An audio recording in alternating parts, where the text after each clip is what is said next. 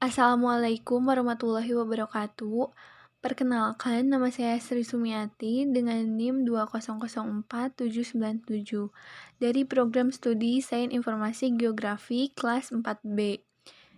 Di video kali ini, saya akan menjelaskan mengenai klasifikasi tak terbimbing atau unsupervised classification. Sebelumnya, kegiatan klasifikasi tutupan lahan pada citra satelit dapat dilakukan dengan metode klasifikasi terbimbing atau supervised classification dan klasifikasi tak terbimbing atau unsupervised classification. Klasifikasi tak terbimbing ini merupakan klasifikasi dengan pembentukan kelasnya, sebagian besar dikerjakan oleh komputer. Klaster yang terbentuk dalam klasifikasi ini sangat bergantung kepada data itu sendiri, yaitu dikelompokkannya piksel-piksel berdasarkan kesamaan atau kemiripan spektralnya. Berikut merupakan tutorialnya. Langkah pertama, kita buka software ENVI Classic.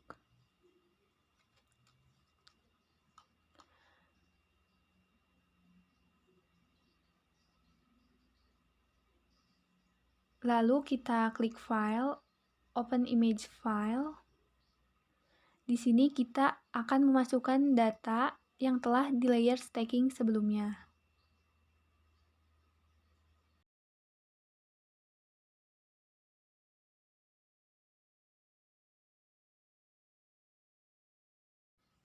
Lalu kita akan tampilkan menggunakan RGB color, kombinasi band 432 atau natural color.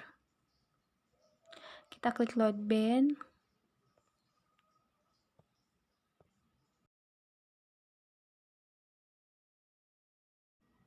Langkah selanjutnya menentukan wilayah yang akan diklasifikasi unsupervised. Nah, di sini saya memilih wilayah Kabupaten Bogor di area Kecamatan Cigombong. Kita pilih saja.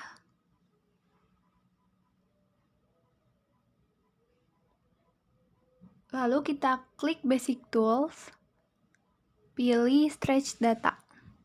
Fungsi dari Stretch Data ini adalah untuk membatasi area yang akan diolah, sekaligus melakukan koreksi radiometrik.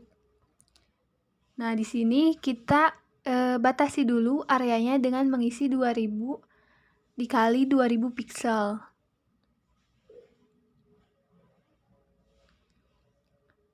Lalu kita posisikan si kotak merahnya ke area Kabupaten Bogor.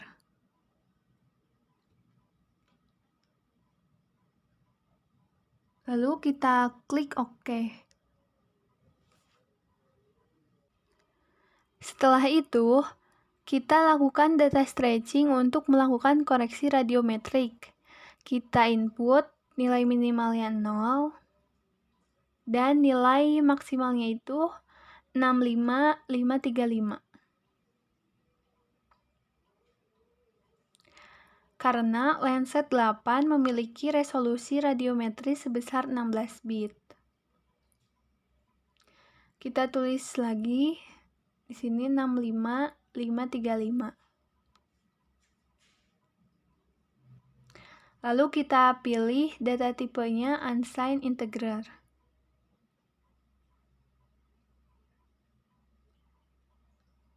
Lalu kita pilih lokasi penyimpanan outputnya.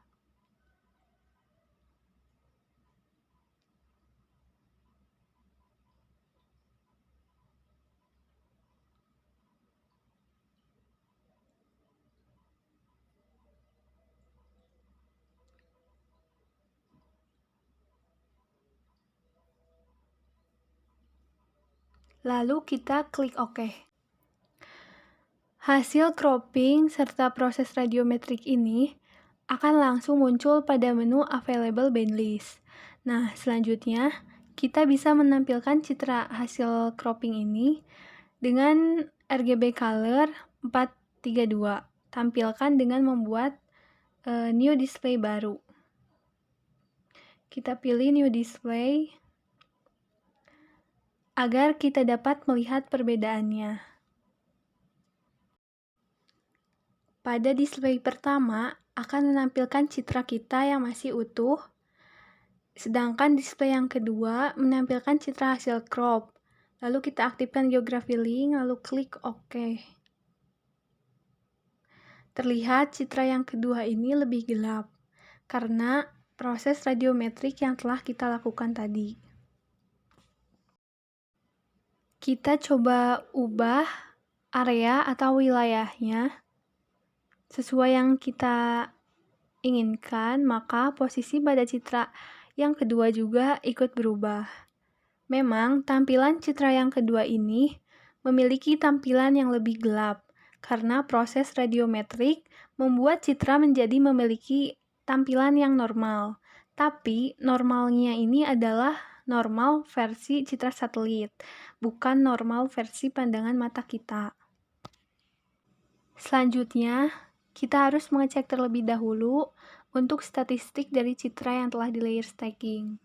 Pilih compute statistik, lalu pilih stretch data dan kita klik OK. Kita checklist histogram dan covariance. Lalu kita klik OK.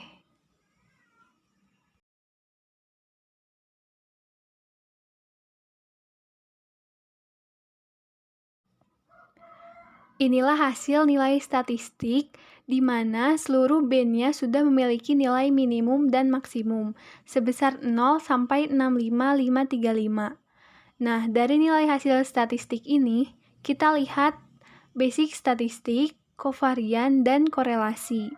Di sini, kita akan amati untuk standar deviasi. Pilih band dengan standar deviasi tertinggi untuk dijadikan band yang akan kita gunakan untuk proses pengolahan data.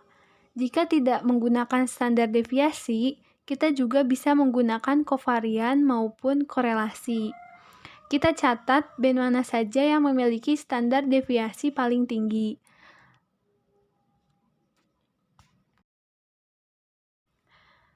Kemudian kita klik Tools, lalu kita pilih 2D Scatter Plot.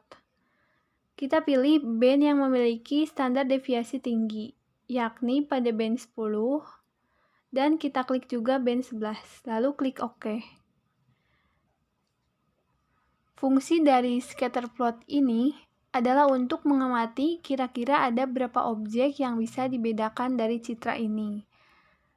Karena scatter plot adalah floating dari objek-objek yang ada pada citra.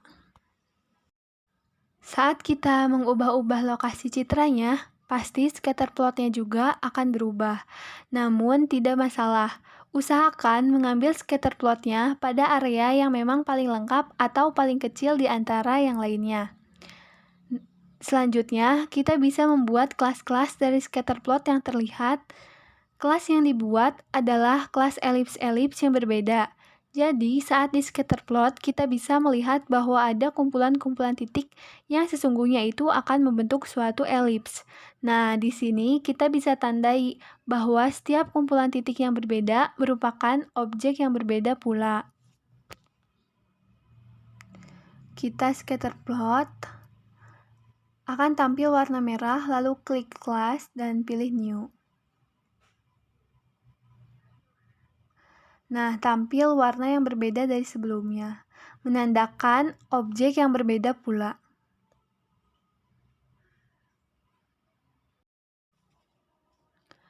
Lalu, kita lakukan hal yang sama. Jika muncul perbedaan warna seperti ini, menandakan bahwa objek pada citra ini berbeda. Nah, memang scatter plot ini hanyalah perkiraan saja, sebab secara visual kita tidak bisa membedakan objek dengan sangat jelas, karena resolusi yang kita miliki adalah resolusi yang sangat rendah. Nah, dari scatter plot ini yang didapatkan ternyata ada perkiraan sekitar 6-8 kelas. 6-8 kelas ini adalah nilai yang akan kita simpan dan kemudian kita jadikan acuan saat software meminta kita mengklasifikasikan secara otomatis di ISODATA dan K-means. Yang pertama, kita akan melakukan proses klasifikasi unsupervised dengan metode isodata. Nah, di sini tidak semua band digunakan karena band 10, 11, dan 8 memiliki resolusi yang berbeda. Dan yang kita gunakan adalah band dengan nilai standar deviasi terbesar yang tadi sudah kita lihat dari nilai statistiknya. Kita pilih 3 band, yakni band 8, 10, dan 11. Lalu klik OK. Lalu kita klik OK. Agar tidak terjadi redundan setelah kita pilih 3 bandnya di isodata ini, kita diminta untuk mendefinisikan berapa jumlah kelasnya. Kita lihat dari scatter plot yang tadi ternyata ada minimal 6 dan maksimalnya 8. Kita isi maksimalnya 8 dan nilai minimalnya 6. Setelah itu, kita atur penyimpanan dan juga nama filenya.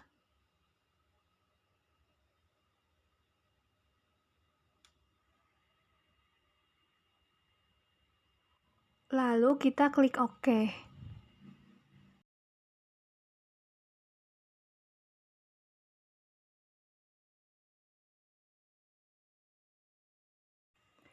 Setelah prosesnya berhasil, kita bisa langsung mendisplay hasil klasifikasi secara isodata.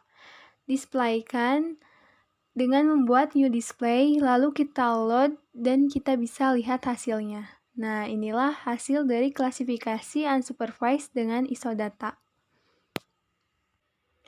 Selanjutnya, kita lakukan secara K-means. Kita pilih K-means. Lalu kita pilih stretch data. Nah, di sini kita pilih 3 band dengan standar deviasi yang tinggi, seperti sebelumnya.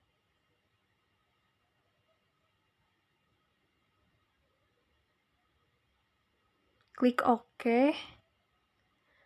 Nah, di dalam metode K-means ini, jumlah kelasnya harus bulat. Kita isi di sini 6 kelas. Kita pilih output dan lokasi penyimpanannya.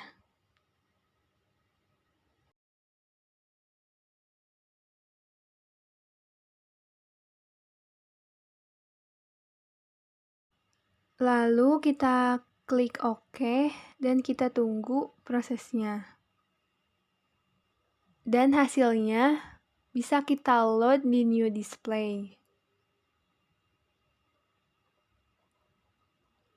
Lalu kita klik load band. Dan kita sudah bisa bandingkan hasilnya secara isodata dan K-means. Jika kita mengolah secara K-means, kita bisa menginginkan jumlah iterasi sama dengan isodata sangat diperbolehkan. Tinggal kita ganti sesuai dengan jumlah iterasi yang dilakukan di isodata.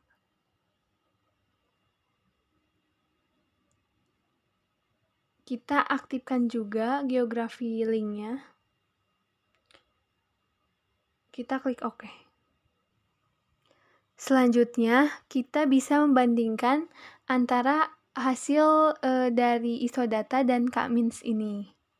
Misalnya, kita akan arahkan ke daerah Gunung Gede.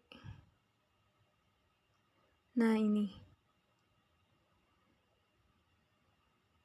Kita lihat sama-sama menggunakan warna merah dan hijau untuk objek vegetasi yang rapat atau yang lebat. Kita arahkan juga ke daerah vegetasi yang memiliki vegetasi rendah.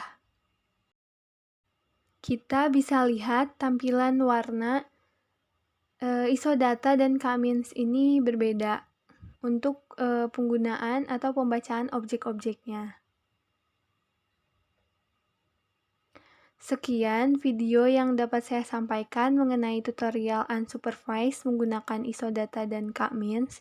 Kurang lebihnya mohon maaf. Wabillahi taufiq wal hidayah. Wassalamualaikum warahmatullahi wabarakatuh. Terima kasih.